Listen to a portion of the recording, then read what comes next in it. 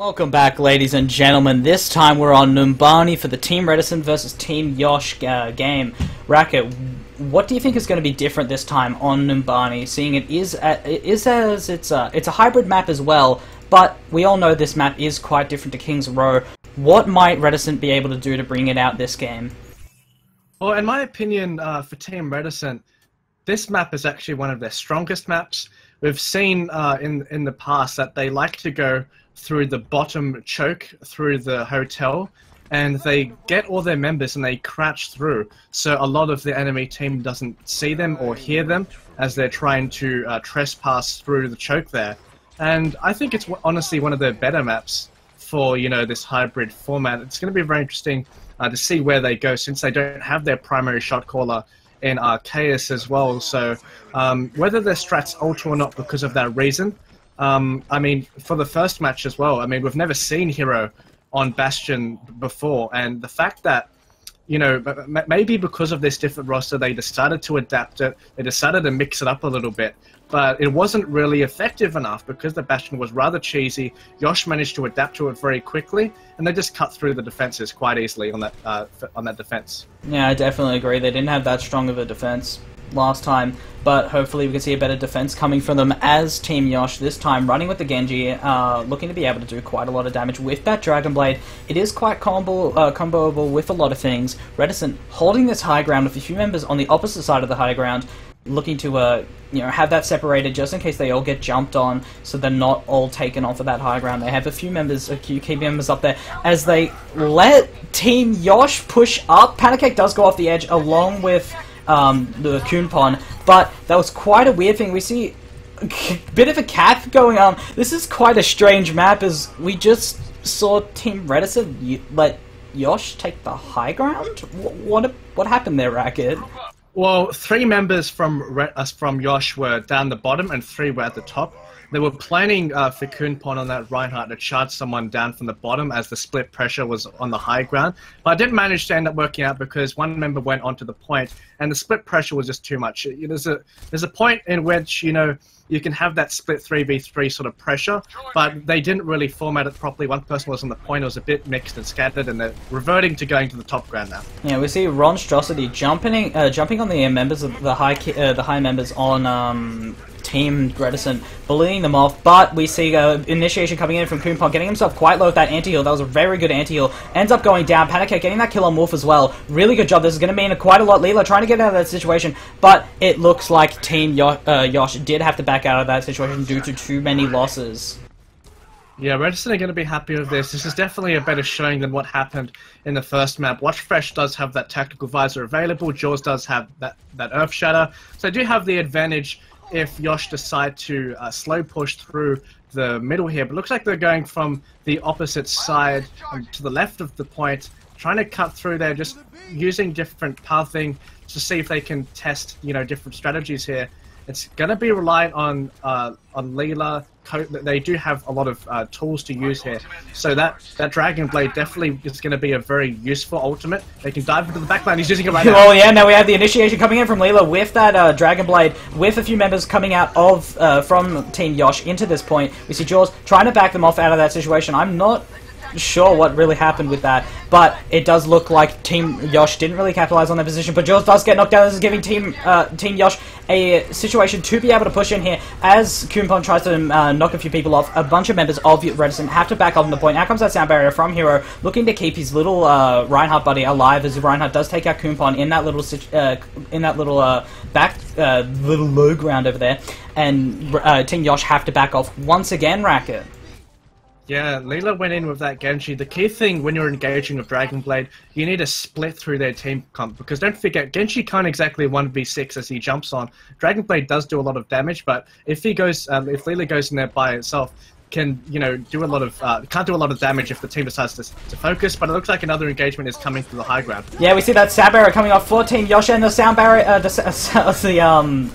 Earth Shadow does come out, but doesn't really end up doing too much. Jaws does manage to clear out quite a few people. That Graviton did come out there, but, well, Team Reticent well, Team Reticent weren't really able to capitalize on it too much, but YOSH are able to push in here. They do have the closer spawn, so now they have this high ground, but they are contesting the point now. Mr. Sunny and Coffee down on that low ground. Coffee getting himself quite low in the situation, can't self-heal unless he uses that E on himself, as the rest of the members of Team Reticent do flow back into this point, looking to be able to contest it, as Team YOSH were able to take this high ground from them.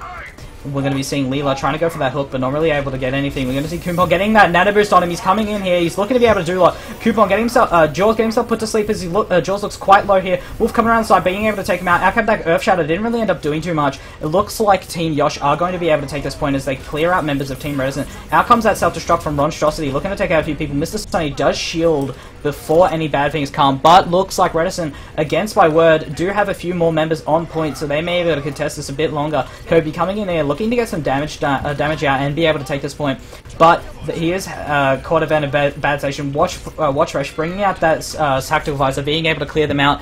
Tell me, Racket, why wasn't YOSH able to take that point? Well, there was several reasons, but I think one of the main reasons that maybe not a lot of you viewers did see, in that small fight, we did see Coffee sleep the nano boosted Reinhardt. Kunpon, as he was nano boosted, was trying to collapse onto Jaws, and as soon as he tried to smash his hammer, trying to finish off Jaws in the side room, ended up getting slept, which did allow Jaws to survive for much longer, allowed for the rest of the team to come in, scattering through the backside of the building there. And you know, it was just the numbers game at the end. The important thing, and we always say this, Shiz, when you do your team wipes, you need to do them instantaneously. Otherwise, sometimes you just find these situations. If the enemy team picks the correct stalling heroes, they can just scatter in one by one, and if the tanks are surviving, then you have the opportunity. You have the squishies that can go through, the tanks will protect them as they're trying to recover onto point, and that's just what happened for Team YOSH. Yeah, Team YOSH weren't really able to do much there. Bracket, what do you think Team YOSH need to do this time on defense to be able to keep Team Reticent off of it? Because we do know how Reticent play, seeing as they were formerly Harbingers. What do they need to do to be able to deal with holding this, especially with their lineup here? They're not running the Lucio, they're instead running that Zenyatta. What do you think that means for them? Well, it could be them really identifying what really happened with that first map. A lot of the way that this Team YOSH pushed in, relying on Leela's hooks a lot of the time.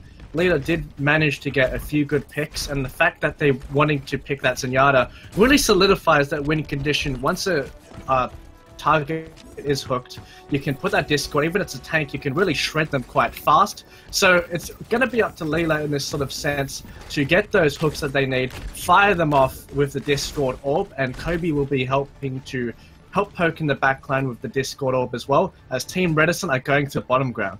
Yeah, going for under the ground. They are crouching, so they don't make any noise. But Team YOSH do catch them off guard a little bit there. But Reticent are able to get themselves around that corner, looking to come up and take this high ground from them.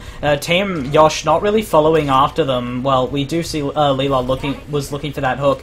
But Team Reticent do take this high ground up here. This is going to be a massive advantage as Mr. Sunny does jump in, but does get hooked by Leela. Leela did not have that ammo there to be able to take that out. Jaws charging in here onto Kunpon, but not able to get the pin on there. We see a bunch of members of Team Reticent, YOSH, all going down. Hero knocking a few people off. That was a great job by them.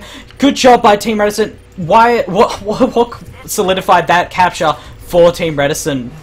Well, that was a great boop there at the end from Hero, but I really love the strategy that came in here from Team Reticent. I'm really impressed with how they have adapted their playstyle. They decided to go to the bottom, they used Hero's speed boost to go through the back, into the building, onto the other side from the high ground, so they had the opportunity to contest, both teams being on the high ground. As Sunny dived in, the Zarya shield was placed right on top of him despite Leela attempting to get that hook, so you denied the hook there from Leela, which was, you know, a very key factor of why they won the previous map. They denied Leela with that Zarya shield, and they just managed to do a brilliant job with that rotation, identifying what to do against this YOSH team. And once again, props to Hero there, fantastic boop.